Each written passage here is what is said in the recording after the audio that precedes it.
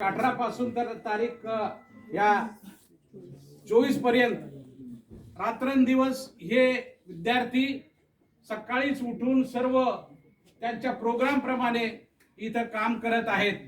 आणि मी त्यांना त्या ओपनिंगच्या दिवशीच मी म्हटलं होतं की आज इथं मी असं बघतोय की मी SNDT जे महर्षी धोंडो केशव कर्वे यांनी सुरू केलं त्या महाविद्यालयाचा आणि त्या विद्यापीठाचा मी प्राचार्य, डीन आणि BCD डायरेक्टर होतो। आणि इथं आज असलेले जे मुलं आहेत त्याच्यामध्ये मुलीच हे जास्त आहेत। आणि या मुलींना आज आपण बघतोय की प्रत्येक क्षेत्रामध्ये मुली ह्या पुढे आहेत। प्रत्येक क्षेत्रामध्ये ते वैज्ञानिकामध्ये असतील, त्या अकॅडमिक्स मध्ये असतील, त्या बाकीच्या जे काही क्षेत्र असेल, संगीतामध्ये असतील, या खेळाडूमध्ये असतील, यामध्ये मुली ह्या सर्वात पुढे आहेत। त्याच्यासाठी मित्रांनो फार मोठं आंदोलन आहे। हे जसे आता बेटी बचाव आंदोलनावाले लोक काम करतात तसेच फार मोठे आंदोलन या देशामध्ये घडले।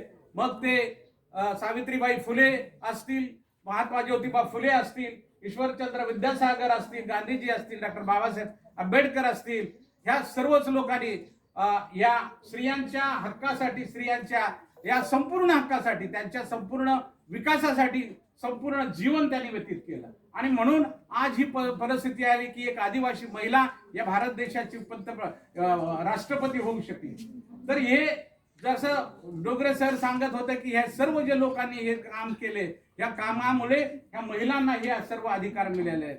मित्रांनो, ज्यावेळेस या जगामध्ये महिलांच्या अधिकाराविषयी ज्यावेळेस चर्चा होत गेली, या महिलांना सुद्धा बाकीचे अधिकार हे सर्व मिळायला पाहिजेत। ज्यावेळेस या इंग्लंड सारखा जो देश हा पुरोगामी देश किंवा हा प्रगत देश असा म्हटलं जातो, त्या देशामध्ये सुद्धा महिलांना मतदानाचा अधिकार करण्यासाठी तिथे रेफ्रिजरेट मुवमेंट सुरू करावे। परंतु या भारत देशामध्ये या महर्षी धोंडो केशव कर्वे असतील, हे महात्मा ज्योतिबा फुले असतील, ईश्वरचंद्र विद्यासागर असतील, हे बाकीचे सर्व महात्मा गांधी असतील, आंबेडकर असतील, या सर्व लोकांच्या प्रयत्नामुळे, त्यांच्या विजनमुळे यांना हे सर्व अधिकार या घटनेमध्ये देण्यात आलेले आहेत। आणि म्हणून प्रत्येक ठिकाणी महिलांना आरक्षण असेल किंवा महिलांच्या बाबतीमध्ये आता इलेक्शनसाठी उभं राहण्याचं असेल, की जर मुलगी असेल तर त्यांना तिथं प्राधान्य दिलं